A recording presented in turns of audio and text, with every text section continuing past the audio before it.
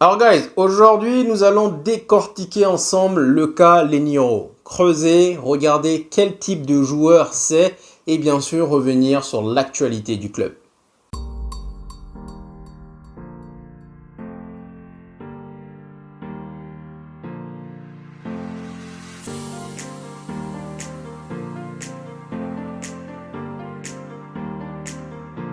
Alors guys, Lenioro a passé sa visite médicale aujourd'hui. Il souhaite conserver le même numéro qu'il avait à Lille, c'est-à-dire le numéro 15, référence et dédicace à Nemanja Vidic. On sait tous la carrière fantastique que celui-ci a eue. Si quelque part Lenioro pouvait avoir une carrière similaire, je signe tout de suite.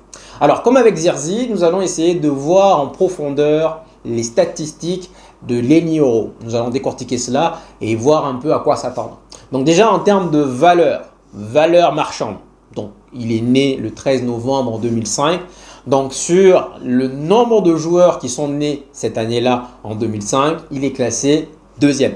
Encore une fois, je répète, valeur marchande vous donne à peu près une idée de la valeur du joueur, de la valeur des performances. En même temps, c'est normal. Plus le joueur est bon, plus normalement, il coûte cher. Un peu comme Foden, Meno et ainsi de suite. Donc, sur l'ensemble des joueurs qui sont nés en 2005, il est classé deuxième. Sur l'ensemble de défenseurs centraux qu'il y a dans le monde, en termes de valeur, il est classé 11e.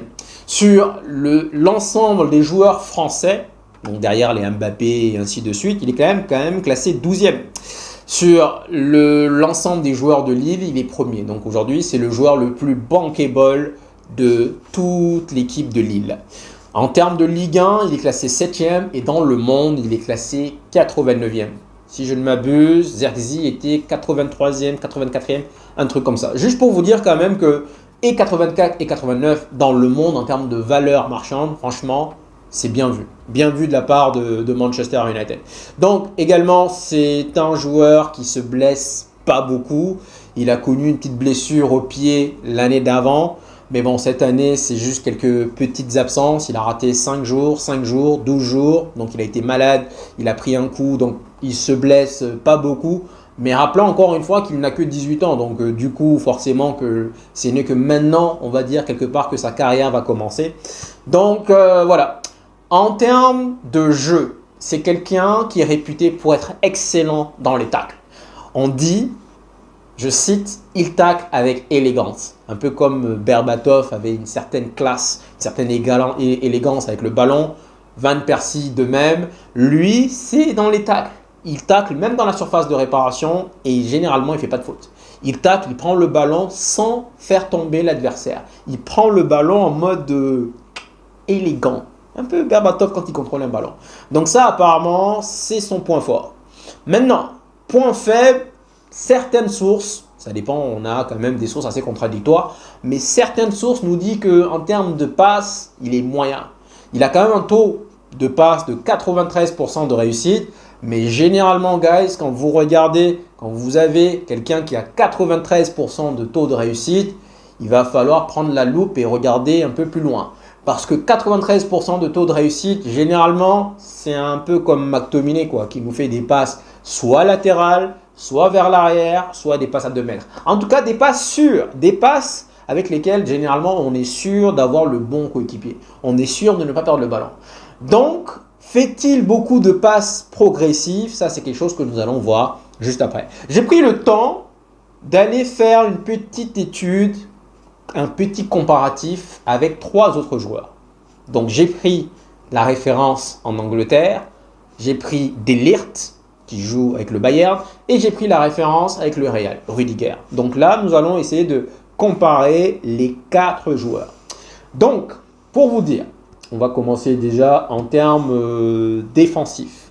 Sur défensif, donc nous avons Saliba, nous avons De Ligt, nous avons Rudiger et nous avons Lenioro. En termes déjà de minutes jouées, celui qui a joué tous les matchs cette saison, c'était donc Saliba, il a joué 38 matchs, donc c'est lui qui a joué le plus de minutes. Saliba, il a joué donc 3420 minutes, De Ligt, 1391 minutes, alors que Lenioro, 2672, on l'a déjà souligné, et 2700 pour Rudiger. En termes de tacle, Saliba a en moyenne 1,1 tacles réussis par match. D'accord? Delirte a un peu moins 0,7 et Lenny Yoro se rapproche donc de Saliba. C'est-à-dire que Saliba, bien que ce n'est pas le même championnat, on est d'accord. La première ligue, c'est la première ligue, la Ligue 1, c'est la Ligue 1. Mais on voit déjà que voilà, ça se rapproche un peu de Saliba. Et donc, sur cet aspect-là, sur ce domaine-là, il est meilleur que Delirte. Delirte à 0,7 et Rudiger à 0,8. Et lui et Saliba, ils ont 1,1. Chose qui est assez excellente. En termes d'interception, Saliba à 0,8, Delirte 0,9. Et là, encore une fois, c'est quelqu'un de très intelligent qui lit super bien le jeu. Il a 1,1. Donc, c'est-à-dire, encore une fois, c'est vrai qu'il joue en Ligue 1, mais gardons le contexte. Il joue en Ligue 1, mais c'est pas grave. 1,1 en termes d'interception. Donc, c'est meilleur que Saliba, c'est meilleur que Delirte et c'est meilleur que Rudiger. Maintenant, j'attends déjà vos commentaires. Oui, ce n'est pas le même championnat, ce n'est pas la même difficulté, je sais. Mais bon, pour l'instant, c'est la seule chose que je puisse faire. Mais en tout cas, il est classé en termes d'interception 1,1. C'est-à-dire qu'il est aussi réputé pour quelqu'un qui lit très bien le jeu. Et donc, je me dis, on a un Martinez et un Lenny Yoro. Donc, aujourd'hui, on va aller presser haut.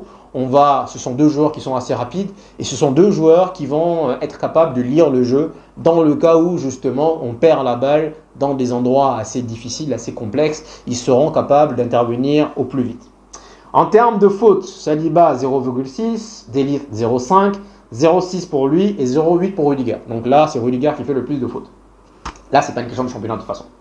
En termes de dégagement, donc 2,1 pour Saliba, 2,4 pour Delirte, 3 pour Lenny Yoro. Ça, pour moi, c'est pas flatteur. Dégagement, pour moi, c'est pas flatteur. C'est-à-dire que tu dégages le ballon le plus loin possible, mais ce même ballon, il revient quelques minutes après. Donc ça, c'est pas vraiment une statistique assez flatteur. De Rudiger à 2,6.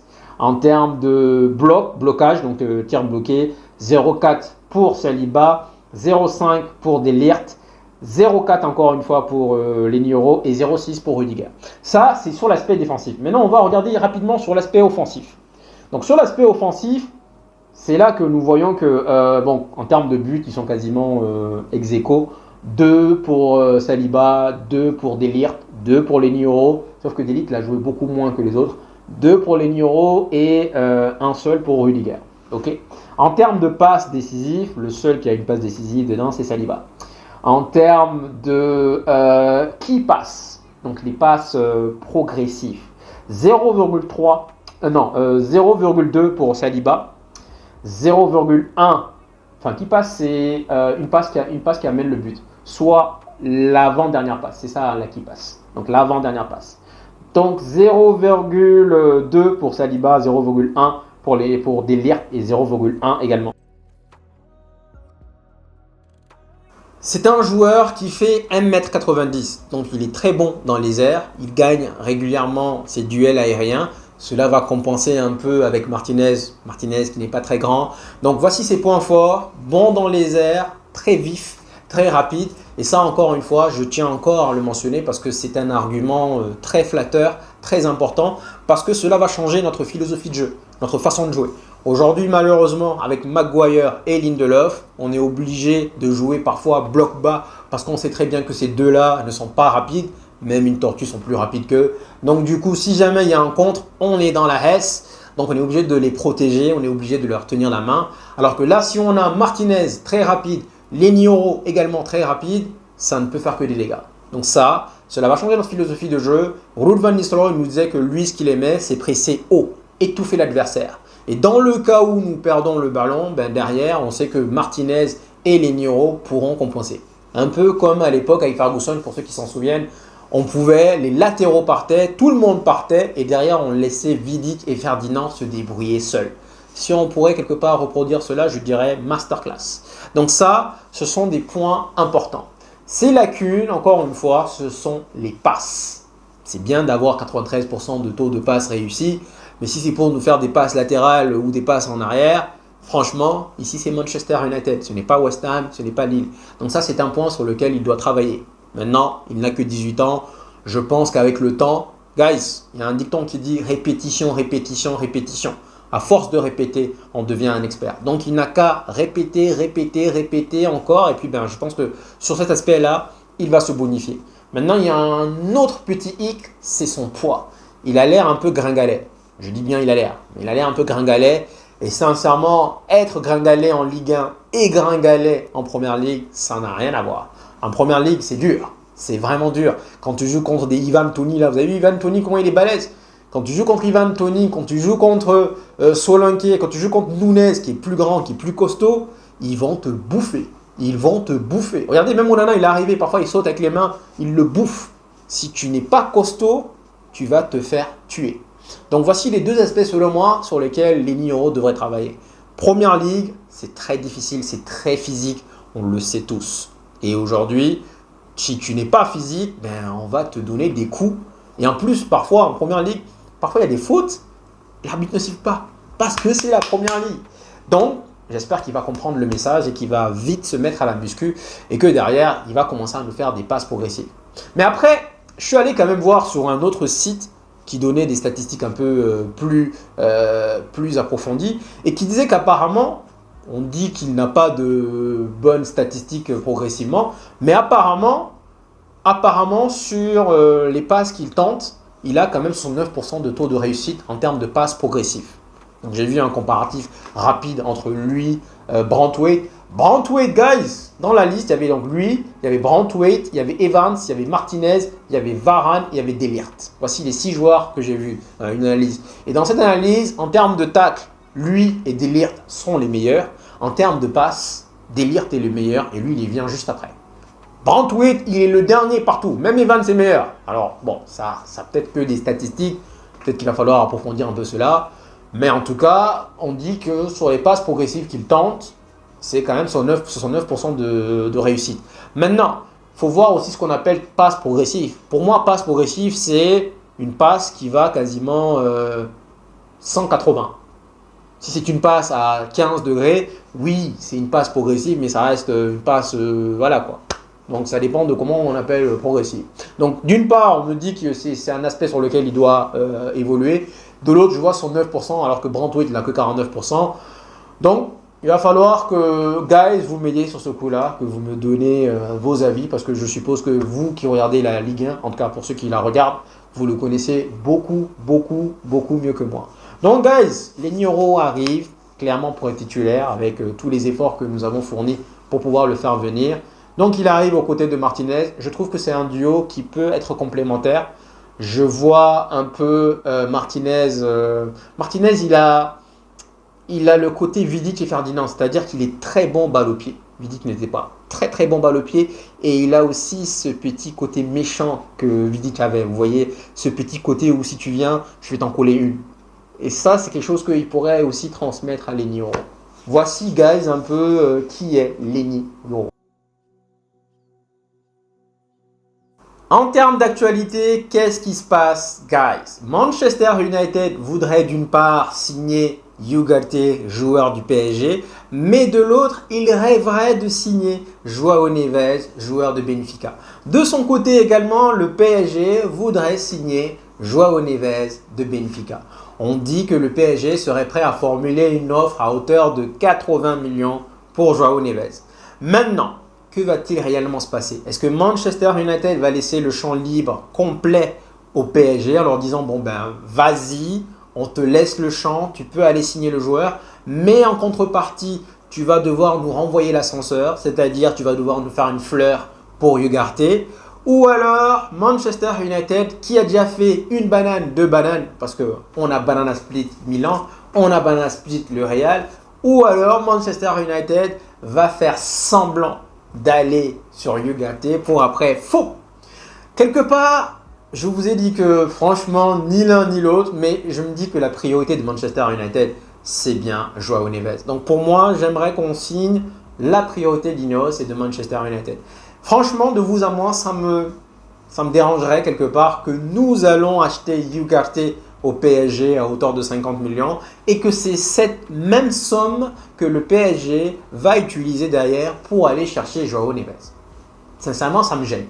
Franchement, João Neves, je trouve que c'est un joueur qui est assez similaire à Meno. Est-ce que derrière, on peut jouer avec ces deux joueurs? Je ne pense pas, sincèrement. Est-ce qu'on peut vraiment voir ces deux joueurs-là, bien que ces deux talents énormes, deux pépites, l'un à côté de l'autre? Sincèrement, on va se faire bouffer, guys. Surtout pendant les grands matchs, ça va être difficile. Donc pour moi, c'est pas un 6-6-6 comme je veux le voir. Et Ugarte, c'est un 6-6-6-6. Donc en fait, pour moi, c'est le jour et la nuit. Et moi, je cherche quelqu'un d'intermédiaire. Et c'est pour ça que je vous dis que Zubimendi serait le parfait choix. Ou alors Emerson de l'Atlanta. Mais là, on a quelqu'un qui n'est pas trop 6 et on a quelqu'un qui est trop 6. Donc pour moi, sincèrement, je veux ni l'un ni l'autre. Mais en tout cas, ce qui se passe là, donc là, c'est une discussion entre le PSG, une course, une négociation entre le PSG et Manchester United. Est-ce que Manchester United va laisser le champ libre au PSG? Mais dans ce cas, le PSG va devoir nous faire une offre pour Ugarte. On va avoir peut-être pas 50 millions, mais peut-être 30-35 millions. Franchement, à voir. Mais je me dis qu'à partir du moment où c'est votre priorité, il faut aller le chercher. Il faut sérieusement aller le chercher. Pour Jonathan Tah. Alors, guys, je me suis fait un plaisir. Je me suis régalé de vous lire. Alors, je crois que j'ai calculé à peu près 50-50. Ça, c'est une masterclass. C'est-à-dire que 50% parmi vous vont dire c'est un bon joueur, c'est un tueur. Et 50% de l'autre côté m'ont dit c'est un tocard. Donc, guys, quoi, franchement, c'est magnifique parce que c'est un bon joueur, c'est un tueur, et 50% vont me dire c'est un tocard. C'est vraiment magnifique. Donc, à partir de là, franchement, je me dis, est-ce que vraiment on est vraiment sur ce joueur-là? Ça reste en parenthèse. Je pense que c'est juste peut-être un moyen de mettre une pression dans le cas où nous allons chercher des Ligt du côté du Bayern. Je vais rapidement clôturer sur ce qui s'est passé avec la sélection d'Argentine. Les chants racistes.